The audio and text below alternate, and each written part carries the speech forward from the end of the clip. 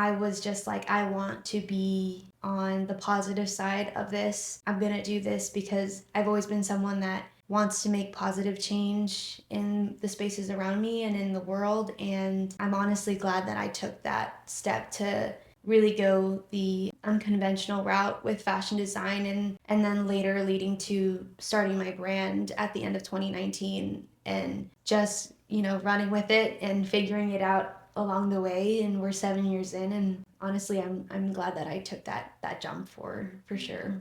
My name is Cathy Olivar. I am a sustainable fashion designer here in Pittsburgh. I create everything from sustainable fashion to installation pieces for exhibits and everything in between, custom work as well. And yeah. Let's see. On a scale of 1 to 10, how authentically are you living right now, both online and offline? I would say a 9. I think I'm very happy with where I am as myself right now in life. But I don't think that we can ever get fully to perfection or fully to that 10. Like, you always want to leave room for growth, and I always am chasing that next layer of myself and peeling back through the years and really seeing how much I can evolve from where I started and where I'm at now. And I feel very calm, I think, in my life right now. There, even when life can get so crazy and there are so many external factors that are out of my control, knowing that at the end of the day, I can take care of myself and get myself back to my center, that I'll be okay and that life will continue to roll, with everything else going on at the same time. So, all right. How did you get into fashion? Was there a defining moment that made you want to do fashion differently? So, I started sewing when I was 8 years old, and I fell in love with sewing. I was given this old sewing machine from a neighbor in my city, and she was just like, I'm not using it anymore if you want it. And I was like, absolutely. And it wasn't the most perfect sewing machine. There was a lot of quirks to it, and I think that in itself kind of allowed me to see the challenge in sewing and in fashion design, just trying to understand the sewing machine, understand construction, and really want to make it work out. I think I've always been like a problem solver throughout school and life at home. And so I just was really intrigued by the idea of fashion design being truly problem solving first, and then all the fun, pretty stuff after.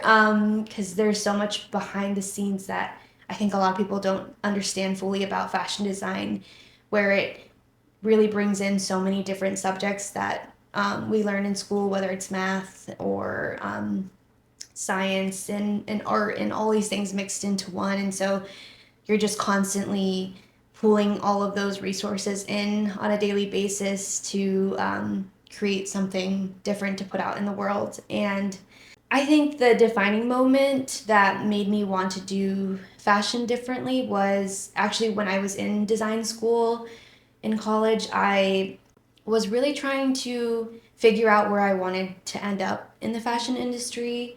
There was a range of students in my class. It was a very small class. There was only about like 5 or 6 of us in the program. And so we all had our distinct, aesthetic and artistry. And so I really felt so separated from some of it in terms of like, I didn't kind of grow up looking at fashion in the industry way, whether it was through fashion magazines or following, different fashion shows in the different seasons. I was really removed from it, I think. And so getting to school, I was more shocked about my lack of understanding of certain aspects of the fashion industry, and feeling almost like, oh, am I able to do this? Do I belong here? Am I not well versed in the industry enough to be this person that goes off to somewhere like New York and work for a big fashion house and, start from the bottom and work all the way up. So I was having a bit of a back and forth of trying to figure out what I really wanted from this career. And so I think the main thing too was learning more about the fashion industry and the not so glamorous side of it, especially when it comes to fast fashion, when it comes to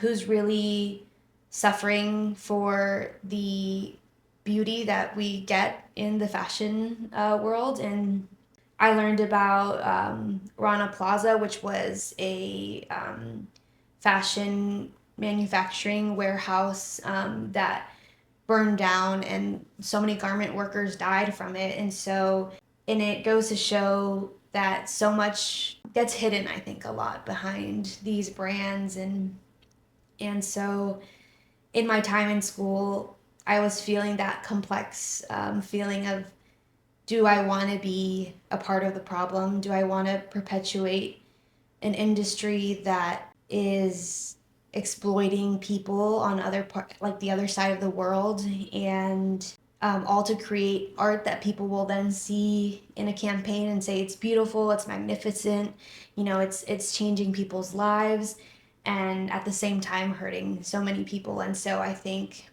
at that time in school, I had a huge shift in terms of where I wanted to be placed in the industry. And so I spoke to my professors, I spoke to my peers, and basically just, was bouncing off the idea of like, how can we be more caring, I guess. If we're passionate about art, if we feel all the emotions that we feel as designers and artists, why do we disconnect from that aspect of the industry?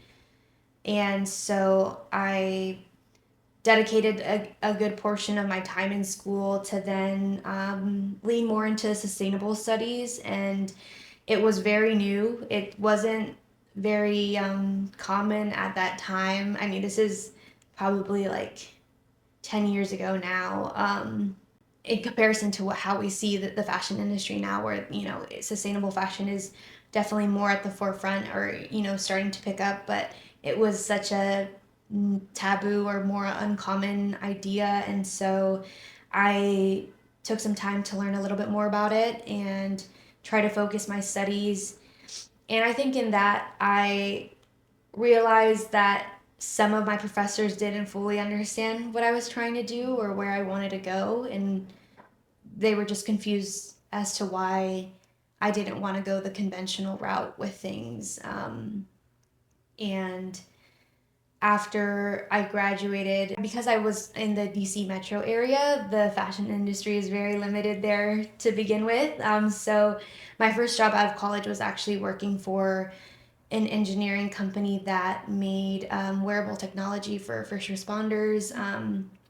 And so it was very different to be in a very technical, like techie side of fashion design. And I think that also kind of really shifted my gears of, there's so much that could be useful for me to give my skills to, in terms of like, thinking of the fashion industry as one thing, and going to school for fashion design for one thing, and then realizing that there is a whole different world, or you can carve out your own space in this industry to do what you're really passionate about, because everyone wears clothes and it's always a necessity. So it is something that I was just like, I want to be on the positive side of this. I'm going to do this because I've always been someone that wants to make positive change in the spaces around me and in the world. And I'm honestly glad that I took that step to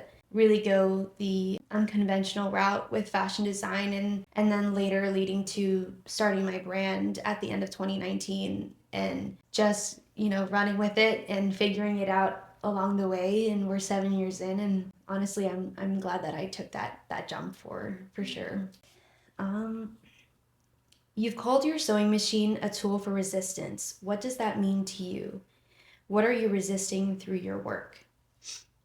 I think that my sewing machine is my tool of resistance because with it, I can create something that goes out into the world and either affects it positively, which is what I hope to do, or, in any other way. Um, and a lot of my work now is a blend of the artist in me and also the very passionate side of me where like that wants to speak up against who I am and my culture. And so when I create pieces that challenge people's way of thinking or people's way of inviting people into spaces that don't usually look like them, then it's really rewarding for me, and it's me challenging the system that's expecting me to be more silent or be more afraid to showcase the stuff that I do want to showcase. I think I spent a lot of time not approaching fashion in this way that I am now, in blending art and advocacy all together so that I can make more powerful and more meaningful work to share to everyone. And I feel like I'm resisting one, the fashion industry, and not letting them dictate how I run my business, how I choose to educate people about sustainable fashion or about the fashion industry. I'm resisting a world that is um, currently trying to silence people that look like me and make us feel like we don't belong in these spaces. And so it only further pushes me to create more art that makes people want to see and look and be a part of it. And my approach has always been like creating beautiful art and forcing people to think in a way that art can surpass or transcend any of their ideologies, especially if you remove who made it. Like if you remove an artist's name or label or anything and you just place the art in front of someone, it's going to move them in a certain way, and then allowing them to understand all the complexities that come with art, whether it's an artist that they weren't expecting to be the person behind the piece, or their ideologies or what the piece actually means in as opposed to what they were thinking. Then it kind of moves the dial like just a little bit, in them, where they may not have realized they had that capacity to view things a little bit differently. And I think that that's the best way to help move people into a more open and um, community mindset for sure.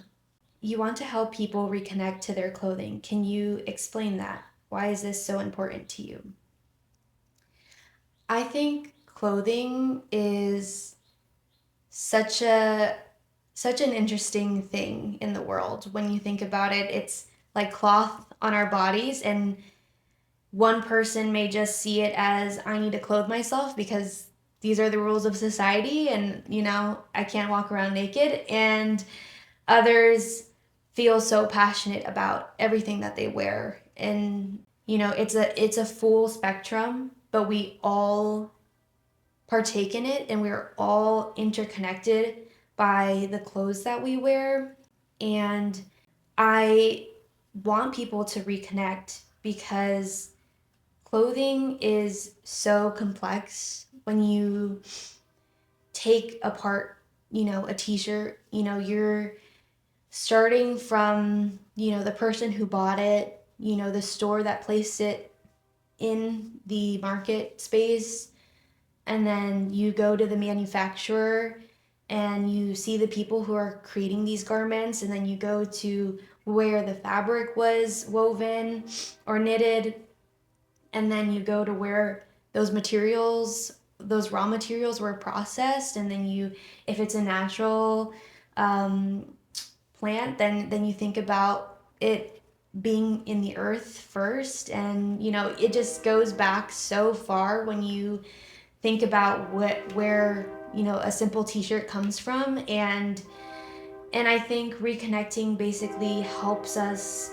understand that more and understand the importance of how much goes into even the simplest pieces of clothing, and really admiring and caring for the clothes that we own, just so that we can hold on to it longer in life, and really appreciate it, and care for them, and hopefully it can outlive us like tenfold. And when you think about when you find a piece that you really love in the store, and you're just, or if something's passed down to you from a family member, that feeling of like, this is the most prized possession I own, I'll never find something like this.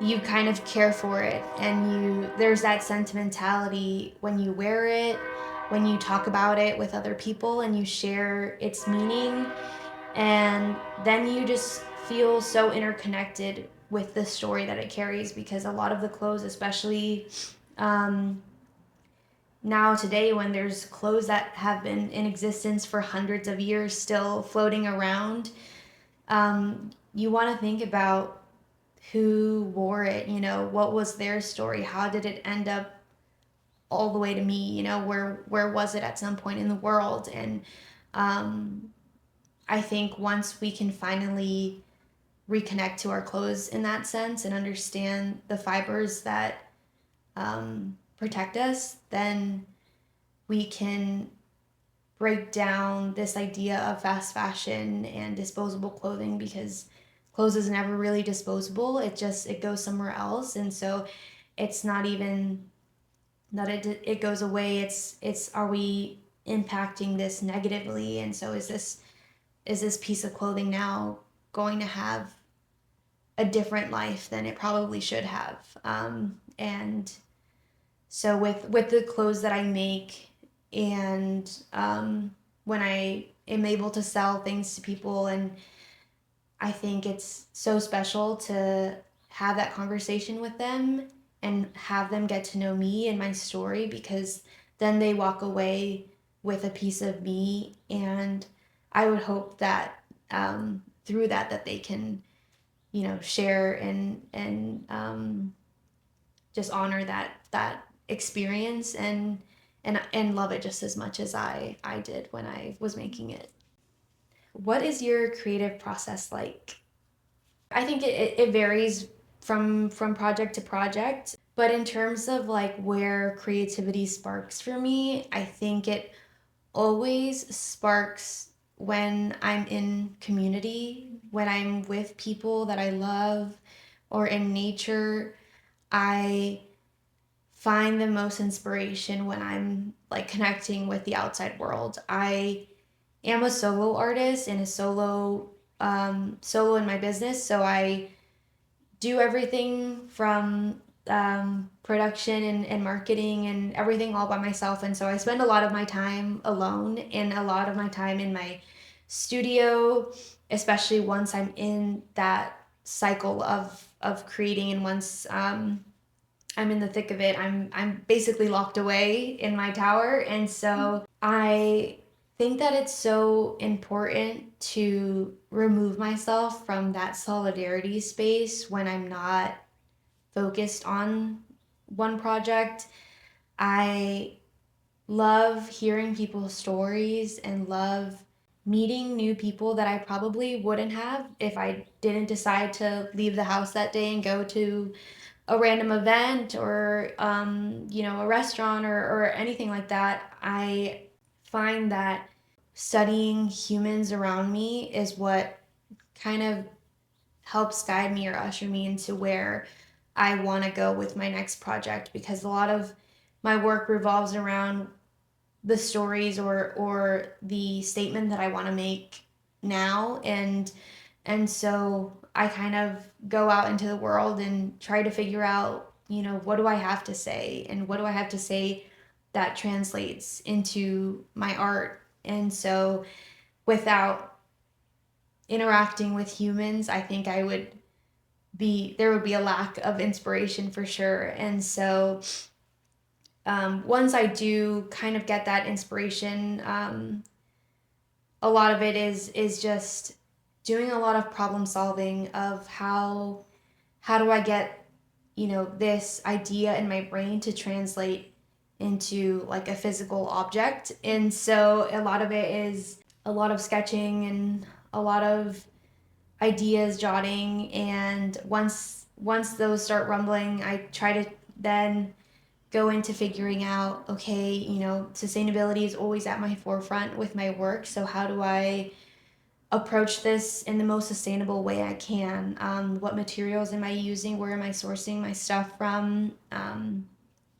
Who can I incorporate in this project that allows for more inclusivity in our community? And from there, once I start, I basically go into the studio and do a lot of trial and error. Fashion design is definitely, like I said before, so much problem solving, and you're going to fail a lot more times than you will succeed. And that to me has been always ingrained, especially since I was in school for it. I was learning a whole side of fashion that I didn't understand and trying to make it all work. And so failing was part of the process for sure, because without it, you don't learn how to overcome these obstacles. You don't learn that you knew how to do something differently. If you do it right the first way, then you didn't know about this crazy other way that might have made it easier or might have made it more fun along the way. And so, failure is so crucial for innovation. And if we followed a textbook every single time, then there would be nothing new in the world. And so a lot of it is experimentation in the studio, and I think through that, um, I create my favorite pieces of work or the things that I like to connect to the most for sure. How has being a Latina American designer shaped the way you create? I think being Latina American is at the core of who I am and always runs through my work, whether it's more obvious than not. I think that being first generation anything really lends to a very different approach to art and a way of life. There wasn't like a rubric for me from my parents of like, this is how to live in America, essentially. We were figuring it out at the same time, essentially. And I think because of that, I didn't ever feel like my life was conventional. Everything was so unconventional in my life, the way that I learned, the way that I studied, the people that were around me, and how I felt in different spaces. Every space was a new space. Every room that I walked in was a new room that my family and my generation was stepping into. I was breaking barriers for myself and my siblings and my family, and so everything was brand new. Every milestone was a milestone for all of us. And so that just built a resiliency in me that was basically allowed me to never be afraid or question if what I'm doing was the right way to do things. And so I think that helped in my approach to start my brand, to, you know, ask questions when I was in school and challenge what was already there and ask for more. And I always tie it back or give that credit to being Latina and just never feeling like that I just really couldn't do it, especially when I look at my parents and how far they've come in their lives, that if they could do what they did, then I can do what I am doing now. And so much of my work is, a thank you to them, and also trying to connect to a part of me that feels disconnected at the same time. I think being Latina, growing up in a American society, you feel kind of pulled both ways, and not feeling fully American or not fully feeling fully Latina. And so, there's so much discovery along the way, and trying to feel the most of one side at different times, and then you get to a point of where you're like, I can just be me and feel enough for everyone, feel enough for all the rooms that I walk into. And um, now in my life I feel really interconnected to both aspects of my life, and the two different cultures that I got to, you know, be immersed into. And I'm so grateful for that. I think that in my brain there's like two different sides that meet in the middle, and you know try and figure out what this all means or why we're all here. And so I'm very grateful for that, and I'm grateful for the feeling of having my ancestors um, backing me and being with me, and all the incredible, powerful Latina women that brought me here today. Because I think without them, I would not have the strength that I do now in my life. And so I'm just very grateful for having that community and being able to share every aspect of my person, and every aspect of who I am in being in this world the way I was placed. So, what is the biggest lesson life is teaching you right now? What are you learning to love about yourself? I think the biggest lesson that life is teaching me right now is to enjoy the little moments. For the first time in a very long time, I'm feeling that excitement and anxiety inside of me of like things are happening, things are moving, or more people are recognizing my work. It's exciting and terrifying at the same time, because I've been in this like my own little world, in this little box for so long. And so I think that box is starting to expand, and I want to find or hold on to the simple moments in life amongst the chaos. As the work ramps up, or the projects ramp up, or more people come into my life, I kind of stop and in my day to day and just try to feel the most mundane moments of my life, and really embrace them. Because sometimes I look back or think back in my life when I was younger, and as a kid, I think we're living a lot of mundane moments until we can be our own person to do whatever we want. And so most of it is just either being at home, or sitting on a sidewalk, or sitting in a car or something like that.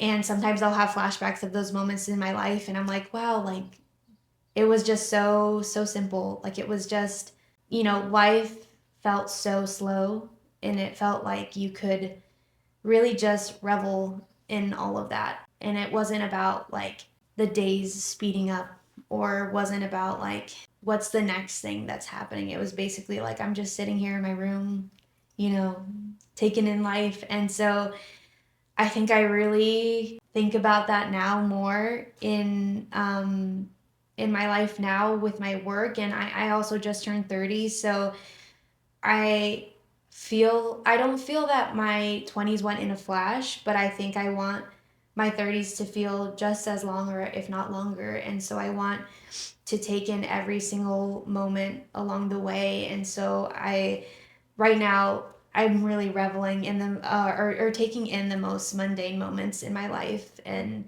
just holding on to them as long as I can, just to like stretch out time just a little bit more.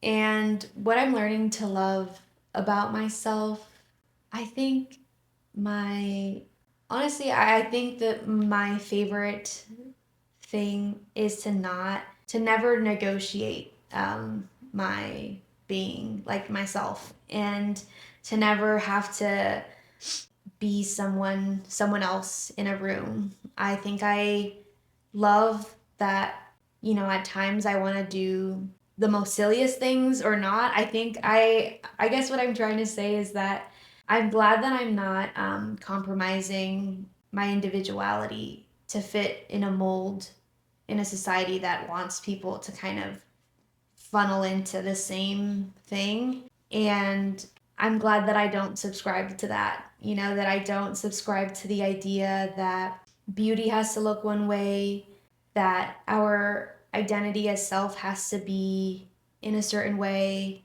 and just being authentically me in every single space, especially now that I'm entering spaces that are more unfamiliar to me, or even in a professional way too. And so there's more people that look way more different than me. And so I think it only makes me want to double down more in going into these spaces of like, I'm coming in as I am, and I want to be noticed for the person that I am, and not, fading into the crowd because I don't want to feel um, like I'm an outcast in these rooms. I always like to come in and I think, like, make people feel like, oh, how did you get here? Or something like that. I don't know. I think just really making people think harder, I think, or at least intrigue them to understand what I do and how I made it to the space. So yeah, I think that's like the most fulfilling thing for me right now is just being unconditionally me, for sure. How has it felt to be seen in the hot seat today? Any final thoughts? It's been amazing. I mentioned before I'm like a very timid person sometimes when it comes to like talking on a podcast or doing an interview, because sometimes I'm not very, I feel like I can't be eloquent with my words, or my brain is working too fast to um, process what I'm trying to say. And so I think it's been great to be here today, because I think the space is really built for you to slow down, and it really is kind of one of those moments of like time is going to stretch out, because you're thinking about everything. You're thinking about the beginning and where we're going, and all sorts of things. So it's been it's been great to be here, and to share my world and myself to everyone. And so